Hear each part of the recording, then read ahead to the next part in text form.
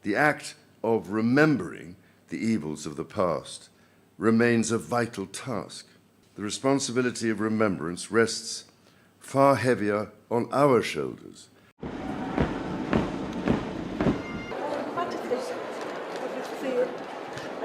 Salam mendadak atas jadwal resmi, rapat-rapat tertutup tanpa catatan, serta tatapan dingin yang saling bertukar di antara para bangsawan. Senior, semuanya menunjuk pada adanya retakan mendalam yang merambat dari jantung. Monarki itu sendiri. Bisikan kini berputar mengitari. Sebuah surat lama yang tiba-tiba muncul di Balmoral, membawa serta tuduhan serius yang terkait dengan kekuasaan dan warisan mendiang Ratu Elizabeth yang kedua. Charles, sang raja, yang telah lama diguncang oleh tekanan publik dan gelombang turbulensi masa pemerintahannya, kini dihadapkan pada kebenaran yang brutal sekaligus menyakitkan. Saudarinya, yang selama ini dikagumi karena kekuatan dan keteguhannya, kini terungkap sebagai korban pemaksaan yang kejam. William, yang terikat oleh beban takhta, terseret ke dalam pusaran kecurigaan dan ancaman yang tak lagi bisa ia abaikan. Dan di pusat setiap percakapan berbisik, nama yang mencengkeram perhatian keluarga maupun rakyat adalah Camilla, sosok yang dituduh melangkah terlalu jauh ke dalam permainan berbahaya demi kekuasaan. Di tengah kabut rahasia, penyelidikan, dan janji-janji yang kini berubah menjadi bilah pengkhianatan, satu pertanyaan menghantui udara istana. Masih sanggupkah keluarga kerajaan menjaga kesatuan rapuh mereka? Ataukah mereka justru akan saling menghancurkan dalam pertempuran paling tak kenal ampun yang pernah meletus di balik dinding istana? Musim panas tahun 2025 di Kastel Balmoral, perbukitan Skotlandia diselimuti kabut tebal, udara syarat dengan aroma getah pinus, dan angin dingin yang membawa pertanda datangnya badai. Raja Charles yang ketiga, berusia 77 tahun, melangkah perlahan menuju perpustakaan kuno. Rak-rak kayu ek berderit menahan berat arsip kerajaan.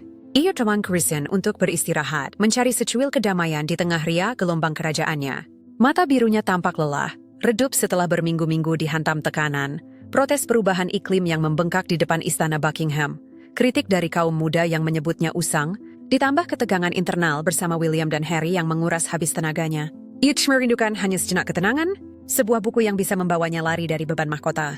Sebuah buku, gumamnya lirih, sementara tangannya menyusuri rak-rak berdebu, di mana novel klasik tergeletak berdampingan dengan buku besar catatan kerajaan. Namun takdir turun tangan dengan cara yang paling kejam. Saat jemarinya menyentuh sebuah buku sejarah, sebuah amplop kuning pudar terjatuh ke lantai marmer. Suaranya lembut, tetapi di dalam kesunyian ruangan itu, dentumannya bergema laksana guntur. Charles membungkuk. Jemarinya bergetar ketika ia mengenali goresan tulisan tangan itu. Milik saudarinya Anne, ditujukan kepada sang ibu, Ratu Elizabeth II. Tahun yang tertera di sana adalah 1998. Tahun ketika Camilla masih hanyalah sosok bayangan. Seorang paramor yang bersembunyi di balik tirai, belum menyandang gelar permaisuri. Charles terdiam, jantungnya berdentum kencang, namun naluri mendorongnya untuk merobek segel lilin tua itu. Dan dari dalamnya, kata-kata yang ditulis dengan tinta bergetar karena derita muncul ke permukaan. Bundaku tersayang, aku menulis dalam siksaan yang tak kunjung reda. Camilla memaksaku menandatangani dokumen dana kerajaan. Itu kesalahan masa mudaku, hanya sebatas pengelolaan kecil yang tak sempurna. Namun dia mengancam akan membongkar segalanya jika aku menolak. Nama Putri Anne dan penyelewengan dana akan menghancurkan reputasi kita. Aku melakukannya demi ayah, demi dirimu, demi Charles. Namun kini aku melihat dengan jelas, Camilla bukanlah perempuan baik, yang ambisius. Rela mengorbankan siapapun, ampunilah aku. Tangan Charles terhenti. Kertas itu diremas tak sadar. Wajahnya pucat di bawah cahaya matahari yang menembus kaca patri berwarna. Ingatan akan ibunya berkelebat. Elizabeth II, yang teguh menghadapi badai demi badai, namun di matanya selalu tersimpan bayangan luka keluarga. Dan kini, Anne, saudarinya yang selama ini digdaya, perempuan yang tak goyah bahkan kala menghadapi skandal perceraiannya sendiri, kini terbuka sebagai korban. Korban dari cengkeraman Camilla, emosi membuncah dalam dirinya, amarah yang membara karena pengkhianatan. Perih yang menusuk karena cinta butanya pada Camilla selama bertahun-tahun. Dan rasa ngeri bahwa rahasia ini hanyalah puncak gunung es. Skema keuangan yang bisa menghancurkan monarki dari dalam. Camilla, kau memperalat saudariku. Bisiknya, suaranya pecah, air mata menetes di pipinya. Namun itu bukan air mata kelemahan, melainkan kobaran murka yang benar, api yang menyala dalam hati seorang anak, seorang saudara dan seorang raja. Di benaknya, ia melihat bayangan Camilla.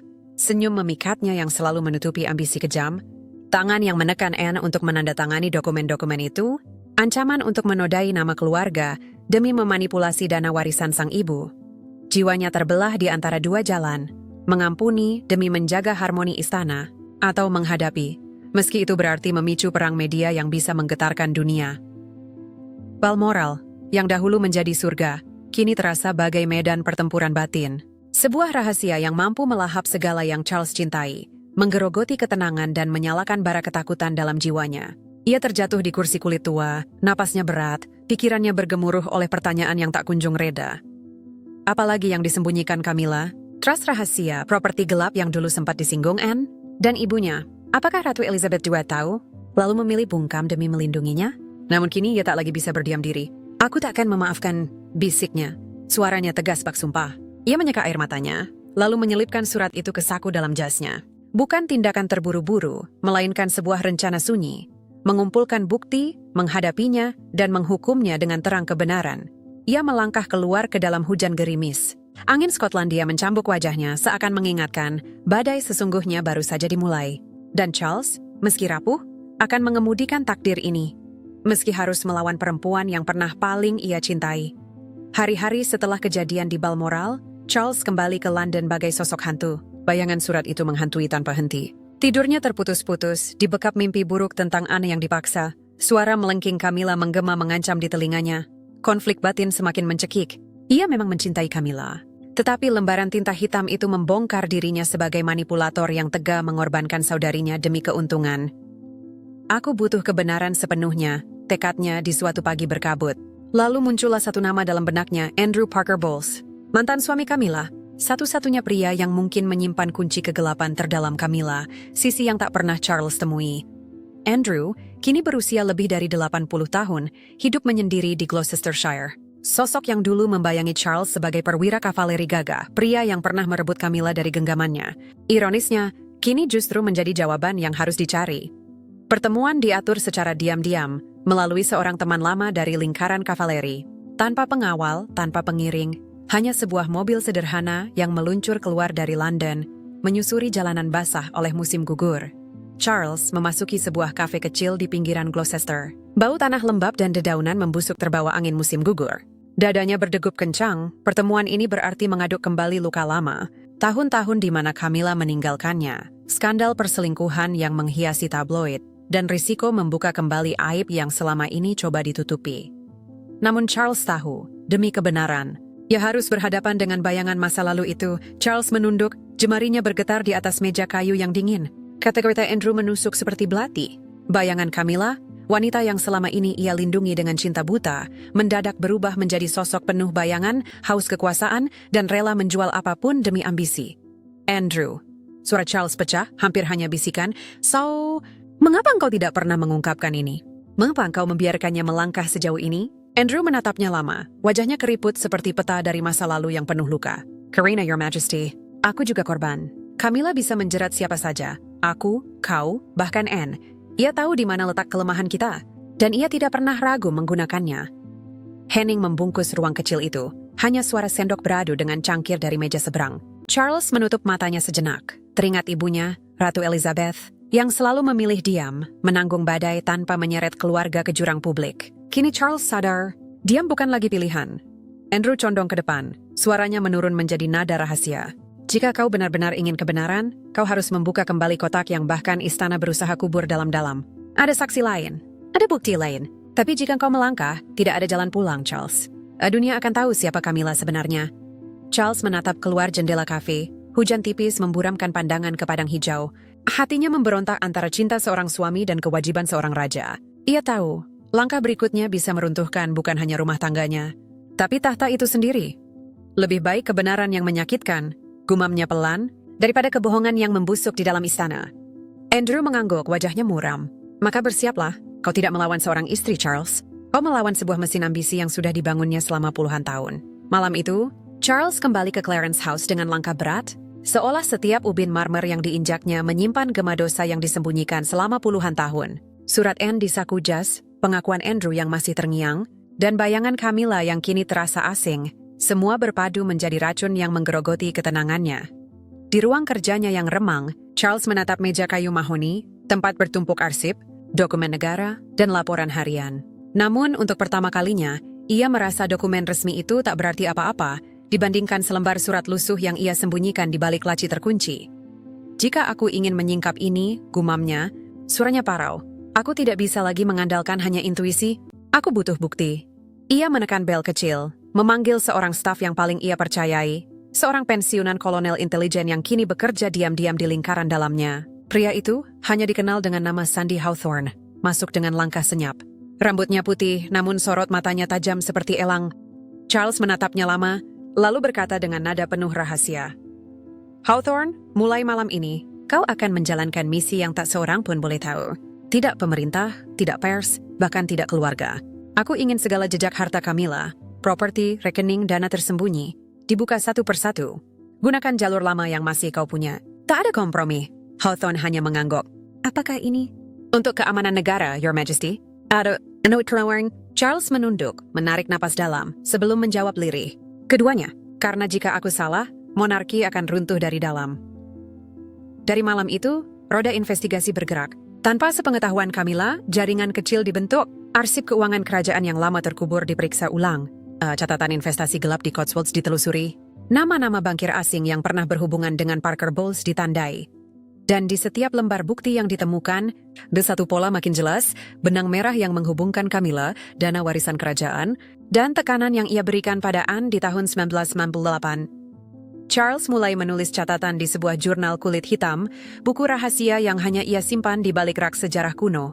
Setiap malam, ia menulis satu kalimat yang menusuk hatinya sendiri. Kebenaran ini bukan hanya tentang Camilla, nibe tentang menyelamatkan warisan ibuku, dan menefsui lukis saudariku. Ia tak pernah puas hanya menjadi kekasih gelap. Kata-kata Andrew menempel seperti racun di dada Charles, membuat hatinya sesak seperti simpul. Setiap kata adalah pisau yang berputar di luka cinta lamanya. Amarah meledak ketika bayang-bayang Camilla muncul di benaknya. Senyum palsu yang dulu memanipulasi anak untuk meraih warisan ibunya, kini mengancam takhta yang dipikulnya. Wanita yang pernah dicintainya dan dibelanya melawan dunia, kini berubah pengkhianat yang menargetkan keluarganya. Terima kasih, Andrew. Charles mengangguk, suaranya dingin bak embun beku, menahan amukan agar tak meledak di situ juga. Mereka beradu jabat tangan terakhir, tatapan masing-masing mengirim janji perang yang belum usai. Kembali ke Clarence House, di bawah senja yang merah seperti darah, konflik itu mendorongnya bertindak. Ia memanggil 3 penasihat keuangan yang paling setia ke sebuah ruang rapat tertutup, di mana panel-panel kayu meredam setiap bisik, audit semua aset Camilla, perintahnya dengan nada berdering. Telusuri setiap transaksi sejak tahun 1990. Setiap trust, setiap properti tanpa pengecualian. Rahasiakan ini sampai aku katakan lain. Itu adalah salvo pembuka dalam perang senyap. Bukan perceraian di muka publik, bukan skandal yang disiarkan, melainkan pemaparan bukti untuk mengasingkannya. Memaksa ia menanggung hinaan publik sebagai hukuman. Kabar audit itu sampai ke telinga Camilla dalam hitungan jam. Ia sedang menikmati teh sore di Highgrove House bersama lingkaran atas kotanya, para nyonya berhias mutiara dan gosip seputar mode Paris. Layar ponselnya berkedip, pemberitahuan dari kantor istana. Wajahnya yang biasa pucat merona berubah pucat kelam. Amarah bukan hanya pada suami yang pernah berjanji cinta abadi, lebih pada teror bahwa fasade ratu sederhana yang dibangunnya akan hancur. Siapa dia kira-kira? Ia mendesah, lalu menepuk cangkirnya hingga bergemerincing. Porselen retak, teh menyebar di atas kain sutra putih seperti noda darah yang merayap. Dia berani mengaudit aku setelah semua yang kucoba tahan. Fitnah terhadap Diana, kebencian seluruh negeri. Aku akan balas. Media teman-teman semuanya akan kubayar. Camilla yang selama ini selamat dari kutukan masa lalu kekasih raja kini benar-benar ketakutan. Bukan hanya karena kehilangan kekuasaan, tetapi karena terungkapnya dirinya sebagai manipulator serakah yang berkeliaran di balik layar.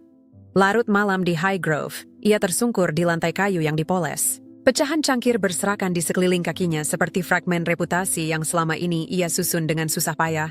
Noda teh menghitam di permadani Persia yang mahal, sebuah adegan sunyi di mana citra yang dibangun rapuh mulai terbelah satu persatu. Namun luka paling dalam bukanlah ancaman audit, melainkan pengkhianatan dari Charles, suami yang selama ini ia bela. Demi dia, ia korbankan nama baiknya sendiri. Camilla menolak larut dalam panik. Baginya diam berarti menyerah, dan ia tak pernah mengenal kata menyerah. Bertahun-tahun ia ditempa sebagai kekasih rahasia istana, bertahan dari tajuk utama yang berteriak soal perselingkuhan, bisik-bisik kalangan atas yang mencapnya perusak rumah tangga. Dari sana, ia belajar satu hal, kekuatan media lebih tajam daripada sebilah pedang. Media bukan hanya merusak reputasi, media bisa mengoyak hati, memporak-porandakan keluarga, bahkan mengguncang kerajaan. Aku tidak akan biarkan Charles mendikte permainan ini. bisiknya seorang diri di ruang tamu yang suram. Tangannya mencengkeram ponsel hingga buku jarinya memutih. Wajahnya tercermin samar di bawah cahaya. Lampu seperti sosok arwah penuh dendam, amarah karena diperlakukan bak. Penjahat ketakutan karena topengnya sebagai ratu. Sederhana mulai retak, mendorong Camilla untuk segera melawan. Sebelum Charles mengumpulkan bukti yang bisa menumbangkannya, ia harus menyerang lebih dulu. Malam itu juga, ia memanggil tim penasihat PR terbaiknya, sekawanan serigala dari sebuah firma bayangan di Fleet Street. Orang-orang yang dulu berhasil menyelamatkannya dari skandal cinta segitiga tahun 90-an, dengan mengubah citra dari The Other Woman menjadi sosok penyintas tangguh. Mereka berkumpul di sebuah villa tersembunyi di Kensington, hanya beberapa blok dari Istana Kensington. Dinding batu tuanya menyimpan jejak intrik pengadilan sejak berabad-abad. Camilla masuk ke ruang rapat dengan gaun sutra hitam yang masih melekat sejak acara sore tadi. Tatapannya tajam, matanya berkilat licik di balik riasan yang menyamarkan garis cemas di wajah. Aku yang harus menyerang lebih dulu. Tanpa belas kasihan, ucapnya lantang. Suaranya melengking tapi berlapis baja. Jemarinya menghentak meja kayu walnut. Suaranya menyerupai dentuman guntur yang teredam. Charles berusaha melukiskanku sebagai dalang. Seorang rubah tua yang memanipulasi keluarga. Balikan naskahnya. Jadikan dia tiran pencemburu. Seorang raja yang masih terjerat dosa masa lalunya bersama Diana. Para penasihatnya mengangguk cepat. Pena mereka menari di atas buku catatan seperti sabit yang memotong senyap malam. Dan segera mesin kampanye itu bergerak sempurna, kebocoran insider, gosip yang sengaja dipelintir, bahkan rekayasa foto-foto lama Charles bersama Diana. Semua dirancang untuk membangkitkan simpati pada Camilla, sekaligus memposisikan sang raja sebagai pria lemah yang dihantui dosa masa silam. Pagi itu, sebelum matahari benar-benar meninggi, tajuk berita meledak laksana hujan asam, menghantam reputasi Charles tanpa ampun. Headline menyalak, Raja Charles, penguasa obsesif, menghukum Camilla atas dosa masa lalu Diana. Narasi yang ditebar media mencitrakan sang raja sebagai sosok patologis, penuh iri hati, haus kuasa mutlak. Audit yang ia perintahkan digambarkan bukan sebagai tindakan penegakan integritas, melainkan sebagai senjata balas dendam, menghukum istri yang konon telah memaafkannya di tengah badai skandal demi skandal. Daily Mail menambahkan racun dengan sebuah foto komposit yang kejam. Wajah dingin Charles dipasang bersisian dengan senyum lembut Camilla. Keterangan fotonya menusuk. Dari perempuan simpanan yang menderita, menjadi ratu yang kini dipenjara oleh suaminya. Artikel demi artikel mengupas masa lalu. Camilla, perselingkuhan, celaan, gosip lama. Namun dengan licin membaliknya menjadi kisah penderitaan seorang wanita yang bertahan di bawah cengkeraman tirani kerajaan. Efeknya jelas, simpati publik, khususnya dari kalangan perempuan Inggris yang selama ini terkesan pada citra Camilla yang sederhana, ramah dan dekat dengan rakyat pedesaan. Di ranjangnya, iPad di genggaman Camilla tersenyum tipis, senyum kemenangan, namun juga senyum yang bergetar oleh rasa takut. Sebab ia tahu Charles tidak akan tinggal diam. Maka ia pun menyusun langkah berikutnya. Di meja tulis antik berhias tinta dan kertas berstempel lambang kerajaan, tangannya bergetar ringan saat menggenggam pena bulu. Ia menulis sebuah surat untuk Pangeran William, sang pewaris tahta, ikon kesayangan rakyat. Bukan untuk merayunya sebagai sekutu, sebab ia tahu kesetiaan William terhadap ayahnya dan warisan Ratu Elizabeth terlalu kokoh untuk digoyahkan. Tetapi surat itu membawa ancaman samar, racun yang disamarkan dengan kata-kata manis. William yang terkasih, kita ini keluarga yang terikat oleh warisan nenekmu. Jangan biarkan kesalahpahaman kecil menghancurkan itu. Bicara padaku, lindungilah Charles dari kesalahannya sendiri. Namun di balik kalimat yang seolah merangkul, ia sisipkan duri halus. Sebuah rahasia kelam dari tahun 2007, ketika William muda mabuk di sebuah klub London, membuat keributan yang hanya bisa ditutup berkat intervensi langsung Ratu Elizabeth. Tak seorang pun ingin mencoreng nama nenekmu. Aku yakin engkau pun tak menginginkannya, bukan? Tinta di ujung tanda tangan Camilla bergetar. Goresannya tak setegas biasanya, menyingkap kegelisahan yang ia coba sembunyikan. Surat itu ia percayakan kepada kurir setia, dikirim dengan penuh kehati-hatian. Lalu ia bersandar di kursinya, jantungnya berdentum keras, berharap William gentar dan menarik diri, memberinya waktu untuk terus memutarbalikkan opini publik. Namun di Clarence House, saat Charles tengah makan malam seorang diri di bawah kilauan lampu kristal, kabar lain masuk. Seorang ajudan setianya membisikkan tentang sebuah panggilan telepon antara asisten Camilla dan seorang editor tabloid yang sengaja dibocorkan, mengungkap rencana jahat, menyebarkan rumor bahwa audit keuangan hanyalah akal bulus William demi menyingkirkan Camilla dari tahta. Sendok sup terlepas dari genggaman Charles, jatuh berderai ke piring. Wajahnya memucat, namun matanya menyala dengan bara murka. Camilla berani-beraninya menyentuh putranya. Camilla berani menyulut fitnah yang mengancam ikatan ayah anak, ikatan yang dengan susah payah ia rajut kembali. Dia sudah kelewatan, bisik Charles, suaranya bergetar, penuh amarah dan sakit, membayangkan citra William ternoda sebagai pengkhianat di mata publik. Tanpa ragu, ia memanggil William malam itu juga. Hujan memukul jendela seolah menandai badai yang akan datang. William melangkah ke ruang kerja dengan langkah tegap. Mata birunya yang diwarisi menampakkan kekhawatiran, namun juga tekad saat ia duduk di kursi kulit usang. "Ayah, aku terima suratnya," kata William tegas. "Bukan bujuk, ini pemerasan." Dia mengangkat peristiwa 2007 saat nenek melindungi aku dari sorotan. Dia ingin aku diam. Aku tak akan membiarkannya menang. Aku bersamamu. Untuk nenek, untuk Anne. Charles menggenggam tangan putranya, jari-jarinya yang menua gemetar, suaranya serak tapi mantap.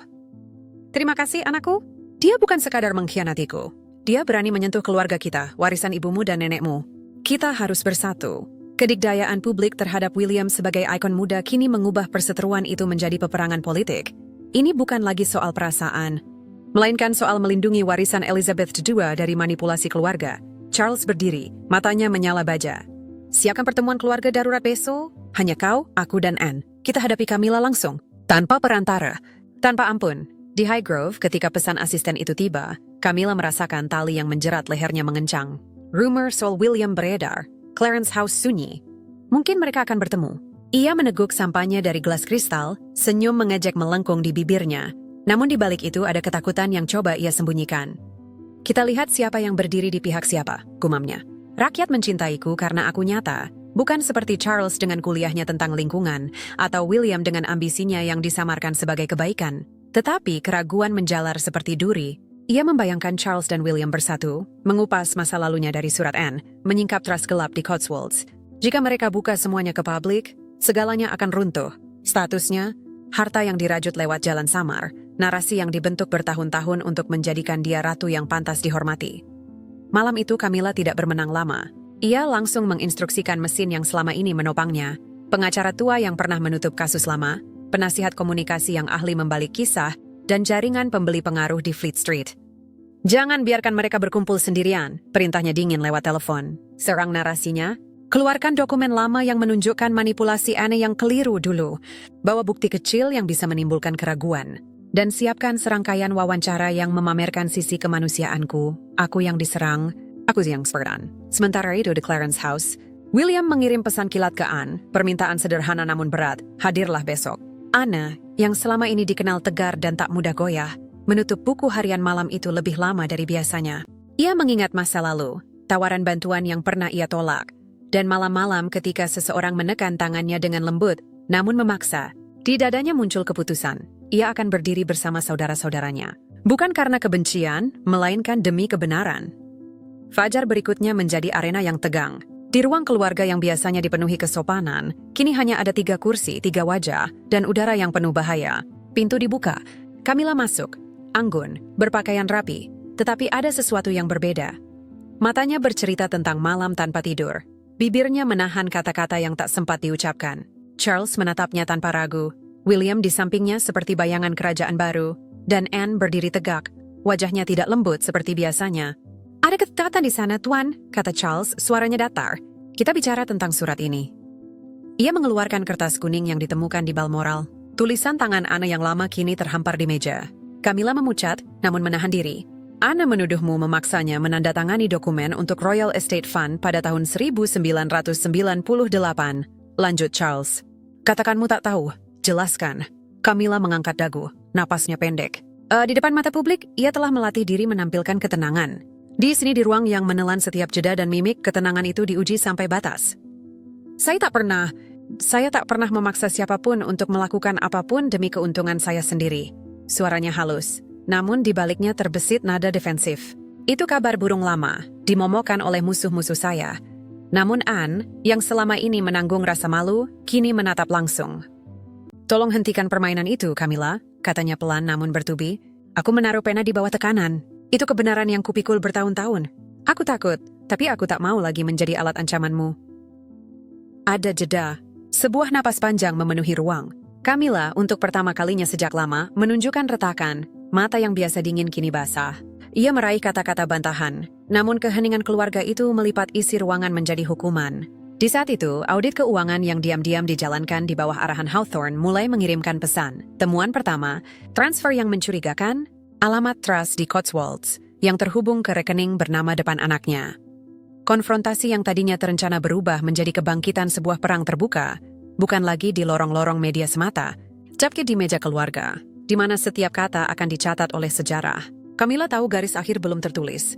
Charles, William, dan Anne telah mengambil posisi, dan di antara mereka semua, kerajaan menahan napas, menunggu keputusan yang akan menentukan nasib bukan hanya sebuah keluarga, melainkan sebuah institusi. Gelombang serangan itu tak berhenti pada tajuk-tajuk awal.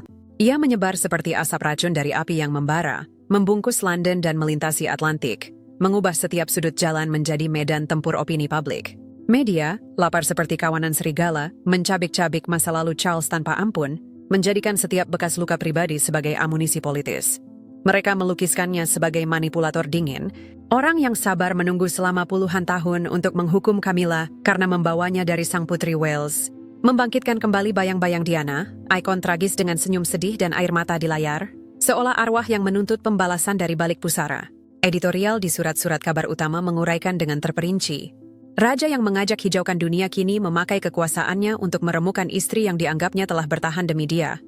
Tetapi skema Camilla terhadap William merusak narasi itu, mengubah bentrok keluarga menjadi kekacauan bercampur propaganda. Cermin-cermin tajuk menyerang kedua kubu. Ada klaim yang menuduh William, bukan Charles. Sebagai dalang audit, seorang anak muda oportunis yang ingin mempercepat pengosongan posisi demi ambisi tak tersamarkan. Di villa tersembunyi Kensington, di bawah lampu neon yang keras, Camilla duduk dikelilingi penasihatnya. Tatapannya menelusuri layar-layar iPad penuh artikel. Senyum sinis terkembang, namun keringat dingin mengilap di dahinya. Waktu menipis. Outfit Charles mengencang seperti panda besi. Dan jawaban William, pesan singkatnya yang menegaskan bahwa warisan nenek harus dijaga dengan kebenaran, bukan kebohongan, menjadi ancaman yang lebih berbahaya daripada kemarahan sang raja. Kau kira kau bisa menjatuhkanku dengan bisik-bisik dan postingan? Gumamnya, suaranya mendesis namun bergetar. Gelas sampahnya di genggamannya meletup pelan saat ia mengepalkannya. Keputusan diambil, saatnya serang terbuka. Tak ada lagi mengitari gelanggang. Camilla memilih konfrontasi, langsung, cepat, tanpa ampun, menyulut mesin propaganda yang selama ini menopang citranya. Di luar layar dan berita, kota menahan napas. Drama ini bukan sekadar pertarungan dua tokoh. Ini perang narasi yang menguji ketahanan institusi. Menakar sampai di mana sebuah keluarga kerajaan sanggup menoleransi luka yang dibuka di muka publik. Suara-suara pro dan kontra menabuh jenderang, sementara istana, dengan ruang-ruangnya yang dulu suci, kini menjadi gelanggang terbuka, tempat reputasi, rahasia, dan kekuasaan dipertaruhkan di depan mata dunia. Perintah itu keluar dari bibir Camilla seperti desis ular. Para serigala, PR-nya harus menggencarkan serangan, menabur fitnah lebih pekat di tabloid. Bukan lagi sekadar menuduh William dalang audit, tapi menudingnya bersekongkol melemahkan Charles, merebut tahta lebih cepat dengan mengendarai loyalitas publik pada mendiang Elizabeth II. Bersamaan dengan itu, sebuah surat kedua meluncur, tanpa balutan basa-basi rekonsiliasi, kali ini murni ancaman yang telanjang. William, kau pertaruhkan keretakan keluarga.